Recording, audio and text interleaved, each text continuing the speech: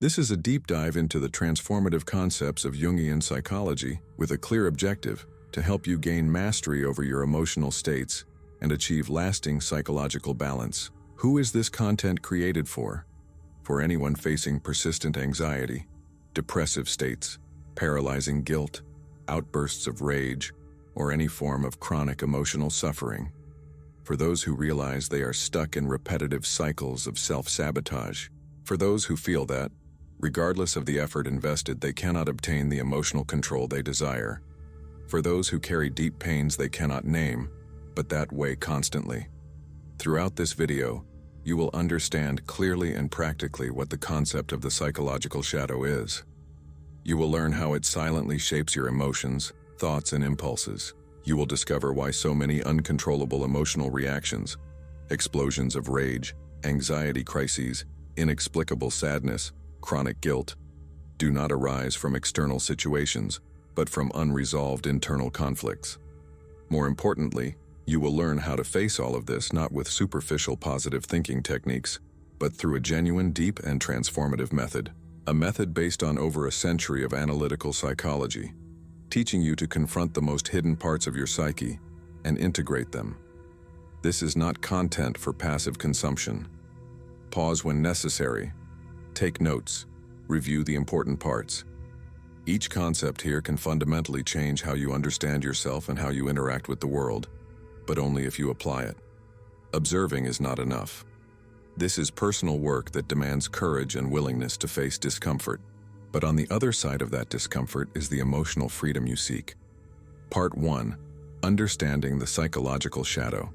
The shadow is the name Carl Gustav Jung gave to the collection of everything you reject, repress, or simply refuse to acknowledge in yourself. This is where our journey truly begins, understanding what the shadow is and why it exerts such destructive power over your emotional life. Consider the following. Since childhood, you have been taught by your parents, by school, by society about what is acceptable and what is not. You received praise when you demonstrated kindness, politeness, obedience. You were criticized or punished when you expressed anger, envy, selfishness, deep sadness, or impulses considered inappropriate. Like every child, you quickly learned that certain emotions and behaviors need to be hidden, pushed into a dark corner of your psyche. This is how the shadow is born. But what happens to everything that has been repressed? It does not disappear. On the contrary, it remains alive, growing in the unconscious, shaping your reactions, thoughts, and feelings. The shadow is the sum of all these denied aspects of personality. It is the dark side you do not want to see, but that inevitably acts upon you. Anxiety is frequently an indirect manifestation of the shadow. Depression, an accumulation of unprocessed emotions imprisoned in the darkness of the psyche. Explosive anger, the cry of repressed parts that can no longer be ignored. Self-sabotage, an internal attack from the shadow itself against the conscious goals of the ego. The shadow is not malignant by nature. It contains aspects that, in fact, could be sources of strength and creativity if integrated in a healthy way. But as long as it is not recognized, the shadow will continue operating autonomously.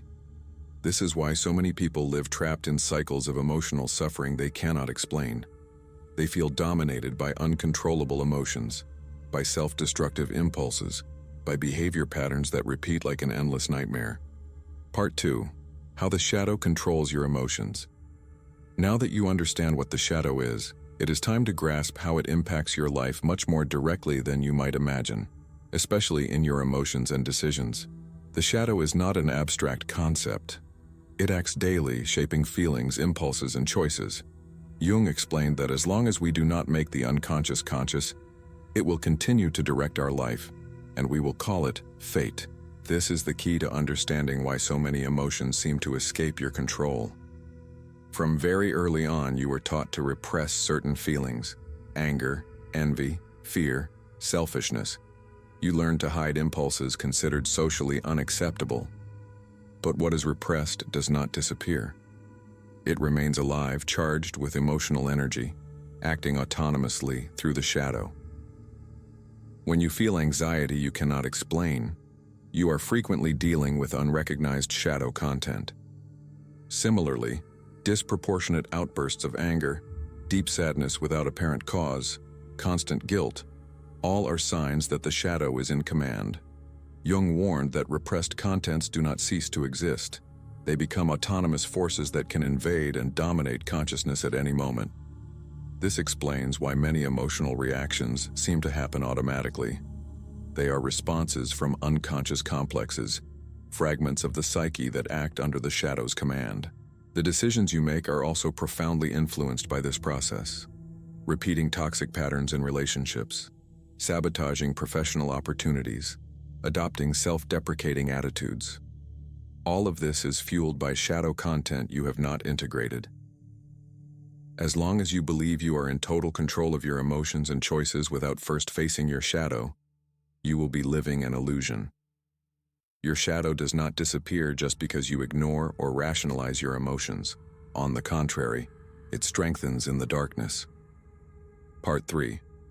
The persona and its role in repression.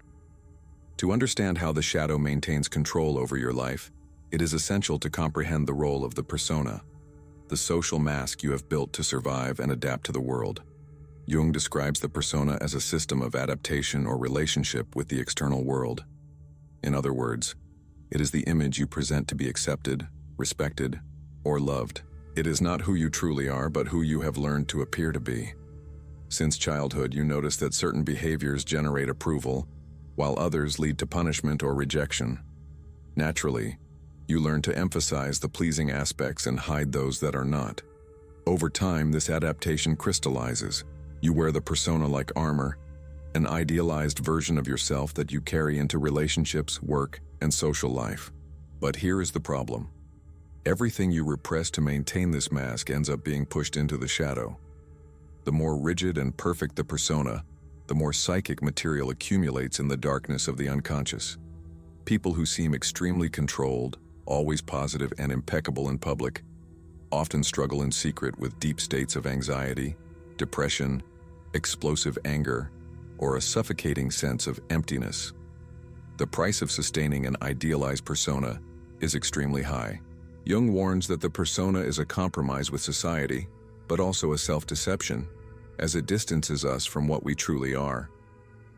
The more you believe you are your persona, the more disconnected you become from your authentic self, and the more vulnerable you are to the shadow's manipulations. Part 4. Recognizing your shadow in daily life. Jung made it clear that the shadow reveals itself whenever we are dominated by intense and irrational emotions. He writes that the shadow appears in impulsive reactions, in lapses of behavior, in the projections we make onto others. You do not need to meditate in a cave to find the shadow. Just pay attention to your own daily reactions. Imagine you feel sudden and disproportionate hatred for someone at work. Something small, a comment, a gesture, triggers rage that you yourself consider exaggerated. This is a clear sign of projection. What you hate in that person is, in fact, a repressed aspect of yourself that you refuse to accept. Another example. You disdainfully judge people who show emotional vulnerability, saying they are weak or dramatic. But if you look deeper, you might realize that you yourself have repressed your sensitivity for years, afraid of being seen as weak. What you condemn in others is what you cannot tolerate recognizing in yourself. Situations like envying someone's success, feeling excessive guilt for small mistakes, having outbursts of jealousy, chronic procrastination, or avoiding important confrontations, all can be expressions of the shadow. Dreams are one of the most direct ways to access shadow content. Recurring dreams with situations of loss of control, being chased, confrontations with shadowy figures or aggressive animals usually indicate that repressed content is trying to emerge. The key to recognizing your shadow is honest self-observation. Part 5. Confronting and integrating the shadow. Recognizing the shadow is essential, but true transformation happens in confrontation. Jung was categorical. There is no way to avoid this stage if you wish to become a complete individual. But what does it mean to confront the shadow in practice? First, it is accepting that this process is uncomfortable and inevitable. You do not choose whether you will face the shadow. The only choice you have is whether you will do so consciously or continue to be manipulated by it. When you begin to bring these dark contents to light, intense emotional reactions arise: guilt, shame, fear, anger. Many give up here, retreating back into the persona. But it is precisely at this moment that the real work begins. You realize you feel envy toward colleagues who achieve success. Your initial impulse is to deny or justify, but true confrontation is admitting without judgment that envy is present and asking yourself, where does it come from? What does it reveal about my own unacknowledged frustrations and desires? During confrontation, it is common to go through several phases: denial, resistance, acceptance, and finally integration. Jung emphasized that this journey is not linear. It is a continuous process of assimilation that accompanies the whole of life. Practical tools include dream analysis, reflective writing, Jungian psychotherapy, deep meditation, and above all, sincere willingness to look at yourself with brutal honesty. Conclusion: the path of no return.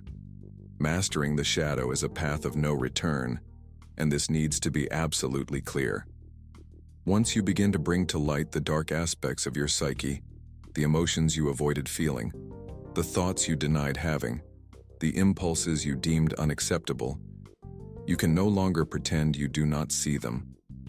The comfortable illusion that you are just a being of light, a good person, someone who has overcome their weaknesses, crumbles, and what emerges is not perfection, but a much more powerful truth, that of a complete human being, capable of recognizing their shadows, and, precisely because of that, more free.